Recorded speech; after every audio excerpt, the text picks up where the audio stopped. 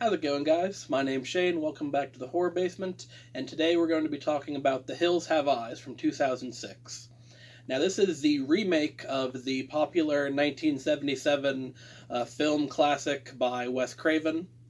Before we start talking about the remake, I just want to give a content warning that the themes of gore and sexual violence that were present in the original are still present in this remake, but are a little bit more explicit. So just keep an eye out for that. But the first thing you notice is that when watching this movie compared to the original is that the fashion of the late 70s was far more cool and interesting than the fashion of the early 2000s, because the Carter family's attire looks far more boring than it did in the original. Other than that, the first, I'd say, half of the movie plays out almost identically to the original, despite taking place in present day, quote-unquote, 2006. The family still gets stranded out in the desert and are slowly hunted by the desert murder cannibal family. The main difference being that the characters of Mercury and Mars have their name changed for some inexplicable reason to Goggles for Mercury and Lizard for Mars. I guess because they basically, other than a scene at the end where he appears to fight Bobby and Brenda, the character of Jupiter or Papa Jupe is basically written out of the movie. So the whole cosmological angle with the naming scheme didn't make as much sense. But Pluto, having been basically the standout of the desert cannibal murder family, got to keep his name in the remake.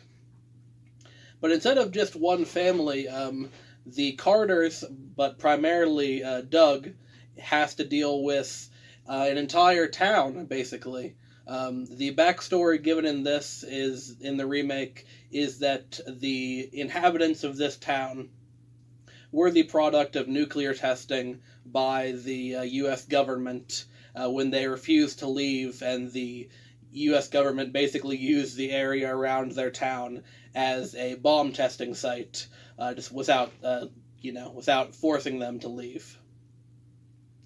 Yeah, so Doug ends up getting to look like much more of a badass than he did in the original, because instead of just fighting Mars to get his baby back, he has to infiltrate the entire town, and in doing so, he ends up fighting both Pluto and Mars, along with a bunch of other characters.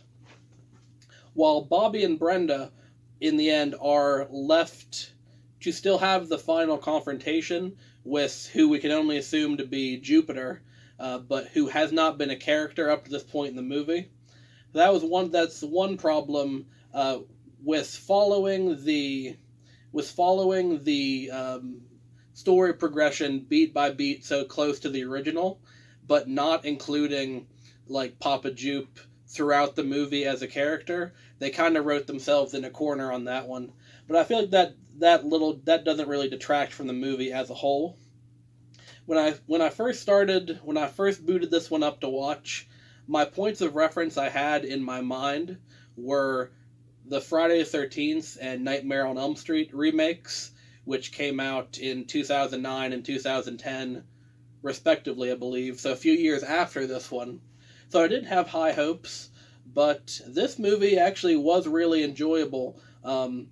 Like I said, it follows the plot of the original pretty closely, which isn't a problem because the original is so good, and it's interesting to see it done with a bigger budget and modern film techniques. So I feel like basically Wes Craven got a redo, and he was able to keep what he wanted, and he keep the stuff that worked from the original, and add on that added backstory and additional scenes to the end of the film, which makes it different enough to basically justify actually having a remake. Yeah, so overall, I really enjoyed this movie. Each installment in the series so far has had something good to offer. The first is a classic. The sequel is a very fun, competently made early 80s slasher. And the remake, I think, successfully pays homage to the original while doing something to justify its own existence. So we only have one movie left in the series. That's The Hills Have Eyes Part 2 or 2, which I believe came out a year after this one in 2007. So I'll be covering that in the next video. If you'd like to see that, hit that subscribe button. If you enjoyed this video, hit the like. Leave a comment. Let me know if you want me to review anything else. And I'll see you all in the next one. Thank you.